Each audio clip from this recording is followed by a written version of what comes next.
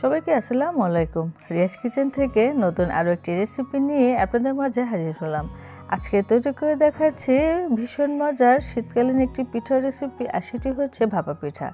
খুবই সহজে দুটি পদ্ধতিতে আজকে এই ভাপা পিঠাটি তৈরি করব। আশা করছি আপনাদের কাছে ভালো লাগবে। চলে যাচ্ছি আমি পুরো রেসিপিতে। দুই পদ্ধতিভাবে পিঠা তৈরি করে দেখাবো বলেছিলাম প্রথমে, সেজন্য চুলায় একটু ফ্রাই প্যান বসে এখানে আধা কাপে একটু কম হবে দিয়ে দিচ্ছি পানি। সেই সাথে এখানে গুড় দিয়ে দিতে হবে। আমি এখানে 1 কাপ উঁচু করে গুড় দিয়েছি, আর এটা খেজুরের গুড়টাই ব্যবহার করেছি। এখন চুলার জালটা জ্বালিয়ে আমি এরকম গুড়টাকে একটুখানি গালিয়ে নিলাম। তো কিছুক্ষণের মতো জাল দিয়ে একটু ঘন করে নিব। এখন এখানে দিয়ে দিচ্ছি 1/4 চা চামচের মতো এলাচি পাউডার, এবং সেই সাথে আধা কাপে একটু বেশি হবে দিয়ে দিচ্ছি নারকেল কোড়ানো।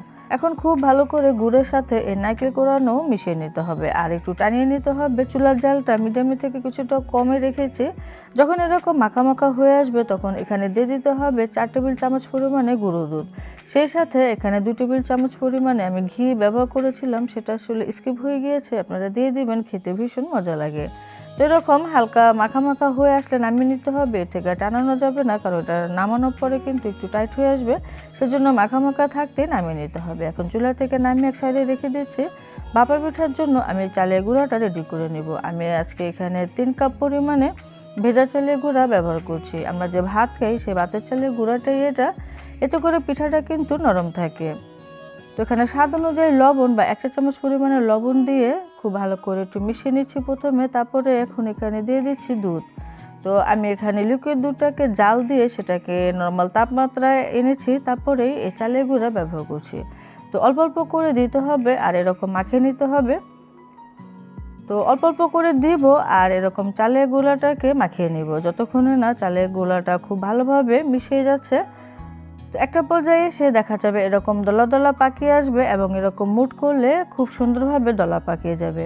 তখনই বুঝতে হবে আমাদের চালের গোলাটা ভাপা পিঠার জন্য পারফেক্ট হয়ে গিয়েছে। এখন কাজ হচ্ছে এই চালের গুঁড়াকে খুব ভালো করে চেলে নিতে হবে। আমি আজকে এই চালনিটা ব্যবহার করছি, তবে আপনারা চাইলে আরেকটুখানি মোটা ছিদ্রযুক্ত চালনিও ব্যবহার করতে পারেন। আর এভাবে করে অল্প অল্প করে চালনিতে দিব আর চেলে নিব। আমার এখানে দুধের পরিমাণটা 1 কাপ পরিমাণে লেগেছে, তবে আপনাদের ক্ষেত্রে সামান্য একটু কম বেশি লাগতে পারে। এটা চাল ভেজানোর উপরে ডিপেন্ড করবে। চাল যদি বেশিক্ষণ ভিজিয়ে রেখে তারপরে ভাঙান তাহলে দুধের পরিমাণটা কম লাগতে পারে। তো আমি এখানে সম্পূর্ণ চালটুকু চেলে নিয়েছি, হয়ে গিয়েছে। এখন আমার লাগবে ভাপা পিঠার জন্য বাটি। আমি আজকে এরকম 2টা বাটি নিয়েছি। আমি আজকে মাটির বাটিতেই তৈরি করব, তবে আপনারা নিজেদের ইচ্ছে মতো বাটি নিতে পারেন, ছোট সাইজ বড় সাইজ। আমি আজকে ছোট সাইজ করে পিঠা তৈরি করছি।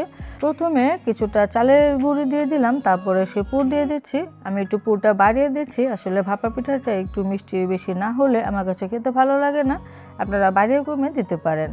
তো পুর দেওয়া হয়ে গেলে এখন উপরে আরও কিছুটা চাল দিয়ে এভাবে একটু চেপে চেপে দিতে হবে, যেন পিঠাটা খুব সুন্দরভাবে সেট হয়ে যায়।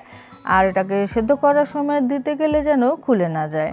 তো তারপরে একটি ভেজা নিংড়ানো পরিষ্কার কাপড় দিয়ে এটাকে খুব ভালো করে পেঁচিয়ে তারপরে আমি একটি স্টিমারের চালনিতে দিয়ে দিচ্ছি। আজকে ভাপা পিঠাগুলো আমি স্টিমারের চালনির মধ্যে তৈরি করব, যেন একসাথে অনেকগুলো পিঠা সেদ্ধ হয়ে যায়, যেন কাজটাও সহজ হয়ে যায়।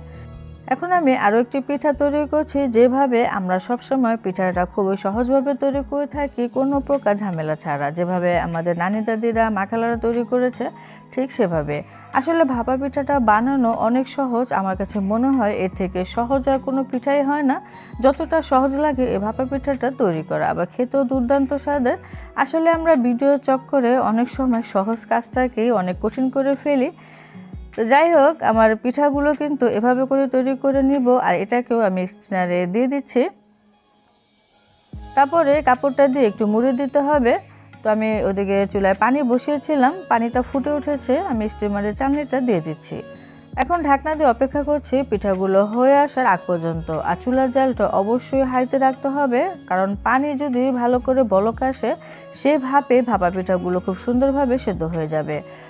তো আমার ভাপা পিঠা কিন্তু তৈরি হয়ে গিয়েছে। নামানোর আগে বা ঢাকনা খুলে অবশ্যই এভাবে একটু চেক করে দিতে হবে। যদি দেখা যায় পিঠাটা শক্ত হয়ে গিয়েছে তাহলে বুঝতে হবে ভাপা পিঠা সেট হয়ে গিয়েছে, মানে সেদ্ধ হয়ে গিয়েছে। এখন আমি আরও একটি পদ্ধতি দেখিয়ে দিচ্ছি। নতুন পুরান যে কোনো ভাতের পাতিল হলেই হবে।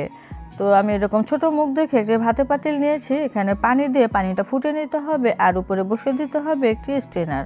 তো পাতিল অনুযায়ী স্ট্যান্ডার বসিয়ে দিতে হবে। ছোট পাতিলা স্ট্যান্ডারটাও ছোটই দিতে হবে। তারপরে একটি পিঠা এরকম দিয়ে ঢেকে দিতে হবে। আর ঢাকনাটা অবশ্যই একটু চেষ্টা করতে হবে যেন পাতিল বা স্ট্যান্ডারও সমান সমান হয়, যেন ভাপটা বাইরে বের হতে না পারে। চুলার জালটা হাইতে রেখে কিছুক্ষণের মতো অপেক্ষা করতে হবে। তো আমি ফিরে এলাম, আমার ভাপা পিঠা কিন্তু তৈরি হয়ে গিয়েছে এবং একটু চেক করে দেখলাম পিঠাটা সেট হয়ে গিয়েছে, শক্ত হয়ে গিয়েছে। এখন আমি নামিয়ে নিচ্ছি।